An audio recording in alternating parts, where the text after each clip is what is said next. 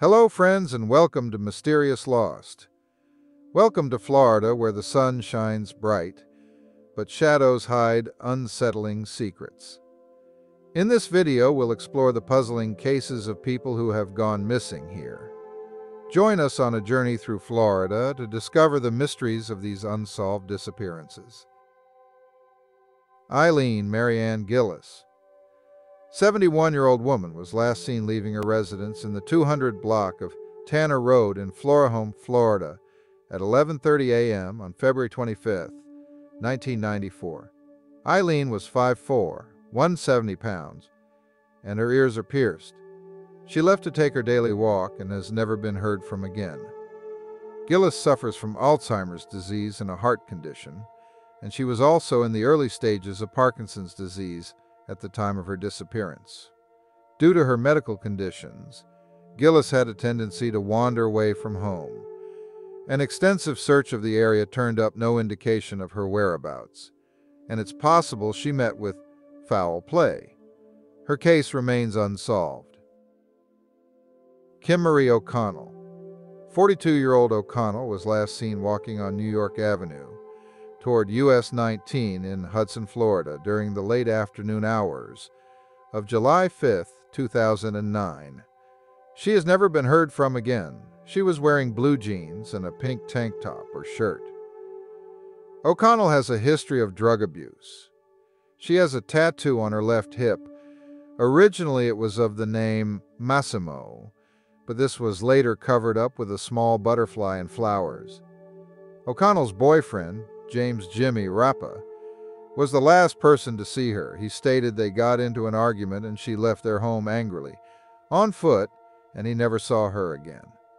O'Connell's family stated Rappa was abusive towards her, and he's considered a person of interest in her disappearance. He has a criminal history dating back to 1992, but not for any violent offenses.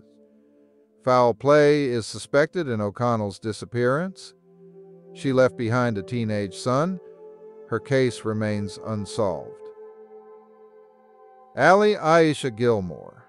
30-year-old Allie was last seen at approximately 12 a.m. on February 3, 2006, at her residence in the 200 block of Lorraine Court in Tallahassee, Florida. She has never been heard from again. She was 180 pounds, wearing a platinum and diamond wedding ring. Allie was 4 months pregnant at the time of her disappearance. She was African American female, brown hair, brown eyes. Allie's last name may be given as Grimsley Gilmore.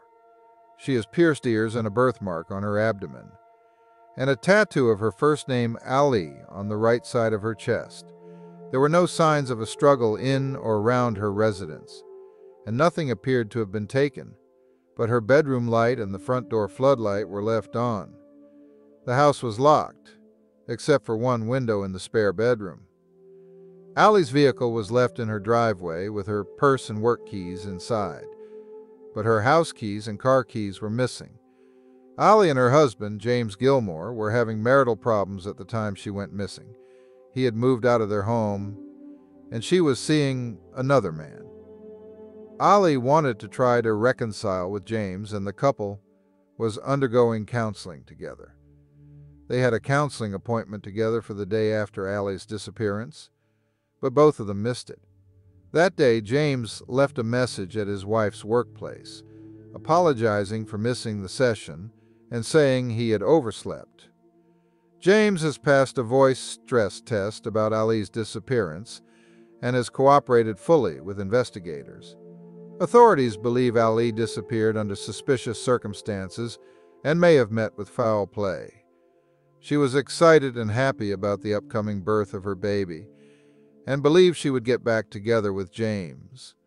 And her loved ones describe her as a responsible person who would not have left without telling anyone. Allie had had a miscarriage once before and was especially careful with her pregnancy as a result. For instance, she did not want to carry heavy items or walk upstairs. Allie is a graduate of Jupiter High School and Florida A&M University. At the time of her disappearance, She worked for the Florida Department of Health and part-time for the Publix bakery. Her case remains unsolved. Ida Marie Odell. Odell was 50 years old. Last seen in Dunedin, Florida at 5:30 p.m. on June 30, 2010. She lived with her boyfriend, Raul Diaz Sosa, in a mobile home in the 9800 block of Southwest 152nd Place. A photograph of Sosa is posted with this case summary. He reported her missing on July 1st. She left her personal belongings behind, including her purse and cellular phone. For the July fevered weekend following Odell's disappearance, Sosa drove to Miami, Florida, in a black 2008 Nissan pickup truck. It was purchased by Odell, but registered in Sosa's name. He took Odell's dog Mocha with him. Sosa was seen on a business surveillance tape in Wildwood, Florida late at night on July 4th. On Monday, Mocha was found wandering in Miami with her leash dragging on the ground. The dog was identified by its microchip and given to the care of Odell's cousin. Sosa, meanwhile, had returned to Dunedin, then left again to visit relatives. Odell was diagnosed with cancer shortly before her disappearance. Investigators were unable to contact Sosa after his Miami trip, and there was no sign of him at the Dunedin residence. His Nissan pickup was missing also, although his green Ford was parked at home. Authorities named Sosa as a person of interest in Odell's disappearance and sought him for questioning. They also dug up a spot near their residence where there was freshly turned dirt, but they only found buried trash and old clothing. Sosa was found in South Florida after nearly 2 weeks, but he refused to be interviewed and hired an attorney. Although there were never any domestic violence reports between Odell and Sosa, people who knew them described their relationship as volatile, and one of Odell's friends stated Sosa became violent when he was drunk. Little information is available in Odell's case, but she is considered to be missing under suspicious circumstances. Her case remains unsolved. Tracy Eileen Ocasio. Ocasio was 27 years old and last seen leaving the Florida Taproom Bar on Raleigh Street in Orlando, Florida, at 2:30 a.m. on May 27, 2009. She wears a dark-colored hooded sweatshirt or jacket, a black tank top, jeans, and a green and white baseball cap. She never arrived home and has never been heard from again. Her car, a yellow two-door 2002 Chevrolet Cobalt LLS with the Florida license plate number J51EC, was found unlocked and abandoned on Franklin Street in Ocoee, Florida, at 7:00 p.m. on May 27th. This was 3 miles from the home she shared with her parents. Photos of the car are posted with this case summary. Ocasio's parents stated it would be uncharacteristic of her to leave her car at that location, as it was a dark area without streetlights, and she is afraid of the dark. Her keys, wallet, and Verizon LG Voyager cellular phone disappeared with her and have never been found. James Virgil Hadaway is the prime suspect in Ocasio's case. She left the bar with him that night. He said she drove him to his home in the 100 block of Lyle Street and wanted to smoke marijuana, but she didn't like the drugs he had and left quickly. However, Ocasio's cellular phone records show she was in the area until 8:30 a.m. Her car was found only about 150 yards from his home. A photo of Hadaway is posted with this case summary. He was arrested after Ocasio's disappearance when police searched his home and found drug paraphernalia in it. Hadaway has a criminal record for robbery, burglary, theft, criminal mischief, and possession of drug paraphernalia. After he was linked to Ocasio's disappearance, another woman came forward to say he had attempted to sexually assault her. She didn't report the incident at the time it occurred. In August 2008, Rachel Clark accused Hadaway of choking her and slamming her head on the ground. She had to get a neck brace for her injuries. No charges were filed at the time. because Clark didn't cooperate with the investigation. In June 2009, at Clark's request, Hadaway was charged with aggravated battery, robbery, and burglary in connection with the incident. The battery charge was later upgraded to attempted murder. He admitted having caused Clark's injuries but denied that he intended to kill her. He was convicted of all charges in April 2011 and sentenced to life in prison. Hadaway has never been charged in Ocasio's case. Ocasio attended high school in Fredericksburg, Virginia, and moved to Florida with her parents in 1998. She worked a series of restaurant and retail jobs in the decade prior to her disappearance, and was considering enrolling in college to study radiology. She has 2 pet lizards, 2 pet scorpions, and a pet cat, and her parents stated she was a big fan of the Orlando Magic's basketball team. She was watching a Magic game at the bar the night she disappeared. Foul play is suspected in her disappearance, which remains unsolved. William Mark Adair. 29 years old, Adair was last seen in Bonita Springs, Florida on August 31, 2008. He was 5'7", 170 pounds. He went boating off Key West that day.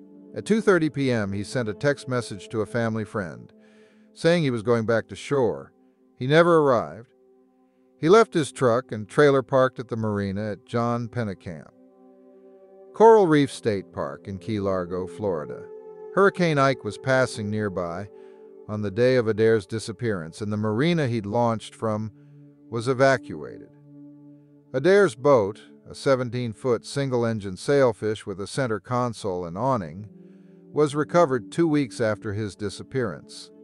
Overturned in a commercial fishing area more than 60 miles west of Key Largo and 10 miles south of Pine Key. The boat was in good condition, and police believe it capsized in the rough weather. There was no sign of Adair at the scene. The week before his disappearance, Adair's wife said she was filing for divorce. He took 3 days vacation time from work afterwards. He was scheduled to return to his job on September 1st, but did not. His co-workers reported him missing on September 2nd. Adair lived on Jarrow Road in Bonita Springs, Florida, at the time of his disappearance, and that city's police are investigating his case. He worked as an alarm technician. His case remains unsolved, but he's presumed to have drowned.